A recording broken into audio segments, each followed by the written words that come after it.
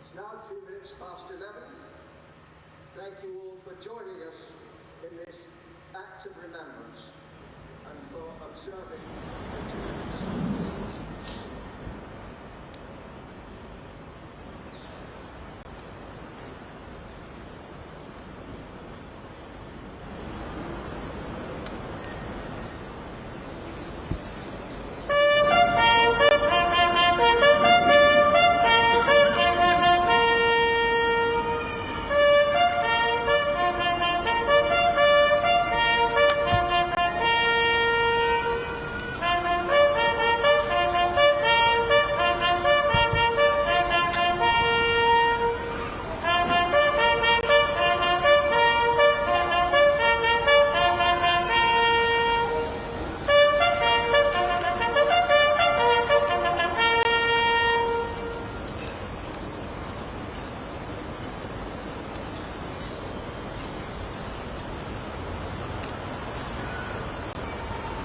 They shall not grow old, as we that are left grow old.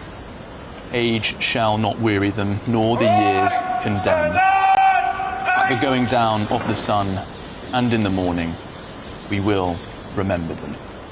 And as the bugler plays the reveille there, and the parade warrant officer orders the parade to stand at ease, the vigil party stands fast as this commemorative display continues with dignitaries and members of the armed forces laying wreaths.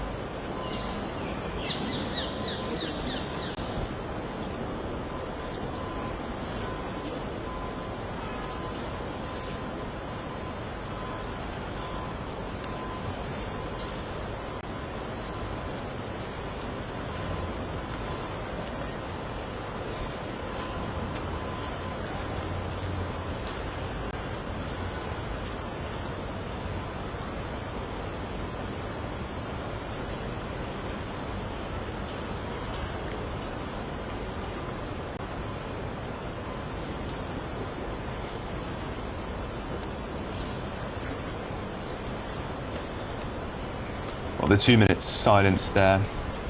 King George V, he gave 2 commands regarding the first remembrance ceremony. The first was that throughout the land, a 2-minute silence was to be observed. The first minute was to remember those who went off to fight for the United Kingdom. The second minute was to remember all those who never returned. And King George V, his second command was that all other remembrance services, medals would be worn. And that command has never been rescinded. While we may never know the private thoughts of all of those attending at remembrance services across the country, Sir Michael, I am sure that people paying their respects are thinking of those who went and those who never came back. Yes, Charlie, well, there will be people, perhaps elderly people today, whose grandparents fought and died in World War I. There was barely a family that was not affected and didn't suffer a bereavement. The losses in World War I were absolutely enormous and unprecedented. And it resonated throughout history since that conflict. The arc of history has sadly seen many wars, but the conflict in World War I was an incalculable loss to the British people. And the consequences of that conflict really still have an effect on the psyche of this nation. The way that wars are commemorated today stem from after World War I. And we've just seen Nigel Farage there laying a wreath at the Cenotaph, along with other politicians and dignitaries, of course. And he spoke movingly to us on GB News about an hour ago, Sir Michael, speaking about the personal connection. And there is Mr. Farage walking away, remembering his grandfather and That's right. the fighting he was involved with. And Nigel Farage has actually been a member of the Western Front Association since the 1980s. And it was an organisation that was formed in order to bring back the commemoration of the 11th of the 11th, a particular Armistice Day of World War I, because it had, if you like, after World War II, been melded into the events of Remembrance Sunday, the main principal national ceremony of remembrance that takes place on the Sunday nearest to the 11th of the 11th.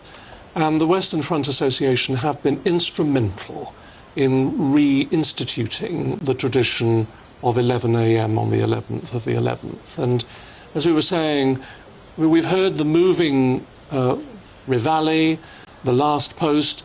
It's interesting to note, Charlie, that those were originally bugle calls that were, the last post was to signify the end of an inspection by a duty officer of the encampment at the end of an evening, and Reveille was the wake-up call for soldiers the following morning. And it commemorates now, if you like, death and resurrection, and it's actually worth noting that Winston Churchill, Prince Philip and the late Queen Elizabeth II both had Reveille and the last post played at their funerals. And here at the National Memorial Arboretum, we can see Princess of Wales. She will be laying a wreath at that location as well. It is a stunning national memorial, that location. The effort that has gone into recording every name of every man and every woman who fought and fell for the United Kingdom. And it is impeccably maintained. And back here at the Cenotaph, the commemorative proceedings continue. We'll be expecting prayers shortly and a blessing from the Padre as wreath laying continues. And Sir Michael, when we were at the Cenotaph this morning, before the sun had risen and it had started to wash over all of those reeds gathering around the Cenotaph, hundreds of dedications made, not only from former and current units of the armed forces, but also the Metropolitan Police, the Guides, any institution that might have a link, because of course all institutions in a sense have a link to those who fought and sacrificed in the First World War.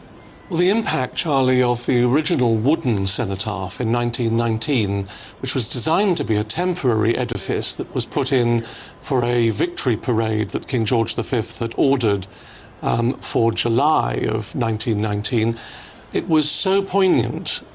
So many bereaved families, mothers and wives, came and laid flowers on the wooden cenotaph that Whitehall had to be closed for a week. Over 1 million people visited that site, and it was by popular demand that the wooden cenotaph, designed by Sir Edmund Lutyens, be made into a permanent edifice. And he generously donated his design fees. He designed the cenotaph then and had it built in Portland stone, and it was unveiled by King George V on the 11th of November 1920. And on the same occasion, the Unknown Warrior was brought from Victoria railway station. We've seen Her Majesty Queen Camilla at Paddington railway station today, but the residents of the railway stations of London writ large in World War I, because so many people, of course, went off to war. From London mainline railway stations, the Unknown Warrior, now buried in Westminster Abbey, came back to Victoria railway station and passed the cenotaph. The funeral cortege passed the cenotaph, stopped at the cenotaph. King George V placed a wreath on the coffin on its way to Westminster Abbey and unveiled the cenotaph that we see today, 105 years later.